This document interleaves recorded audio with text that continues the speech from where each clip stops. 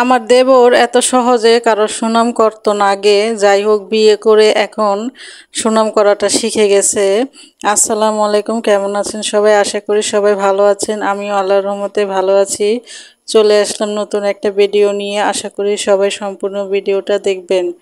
তো দুপুরে মুরগির মাংস রান্না করেছিলাম, সেটা আমার দেবর খেতে পারে নাই। সে বলতেছিল যে একটু চচ্চড়ি হলে ভালো হতো।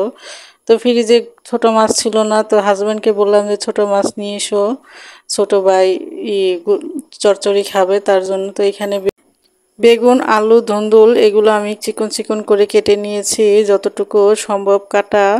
আর আজকে এটা ফরিদপুরি স্টাইলে রান্না করব।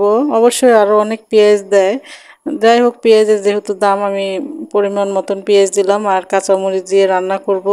আর খুবই সামান্য হলুদ আর তেলটা একটু বেশি লাগবে। এখন ভালো করে হাত দিয়ে চটকিয়ে নেব। আর চটকাতে চটকাতে সবাইকে একটা কথা মনে করিয়ে দিচ্ছি, ফেসবুক থেকে দেখে থাকলে অবশ্যই ফলো করে দিবেন এবং ইউটিউব থেকে দেখে থাকলে অবশ্যই সাবস্ক্রাইব করে দিবেন, লাইক কমেন্ট করতে ভুলবেন না। বেশি ভালো লাগলে অবশ্যই ফ্রেন্ড সার্কেলের সাথে শেয়ার করবেন।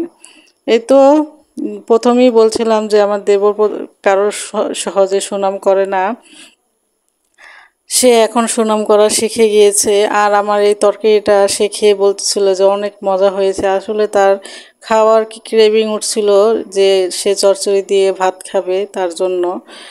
যাই হোক, সুনামটা তো করেছে, তার জন্য অনেক খুশি হলাম। আগে কত কিছুই রান্না করতাম, মানে যে যেখানেই খেত এত সহজে সুনাম করতো না। এখন আল্লাহর রহমতে সরাসরি বলে দেয় যে অনেক ভালো হয়েছে।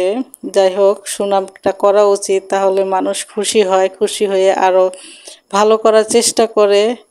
এই তো আমি মেখে বসিয়ে দিলাম, আমি এক ফোঁটাও পানি দেই নাই। আর এই দেখেন কতগুলা পানি যে উঠছে, আমার এই পানিটা টানাতে অনেক সময়টা লেগে গেছিলো। আর ধুন্দুল তো মাত্র আনছে আর ফ্রিজে রাখা হয় নাই, সেটাই আমি কেটে রান্না করেছি। আর সবজি ছিল না, এই যে সবজিও কিনে নিয়ে আসছে সব সবজি। এই তো এখন আমি দেখাচ্ছি আপনাদের কত পানি, পুরা কড়াইটা ভরে গিয়েছে পানি দিয়ে। এই তো আমি ভালোভাবে একটু উল্টে পাল্টে দিচ্ছিলাম, একটু মাছগুলো ভিতরে ভিতরে ঢুকিয়ে দিয়েছিলাম। আর এই রান্নাটা আমার শাশুড়ির হাতে কিন্তু অনেক মজা হয়। যাই হোক, আর কখনো সম্ভব হবে না শাশুড়ির হাতে খাওয়া, কারণ এখন আর আগের মতন নেই শরীর।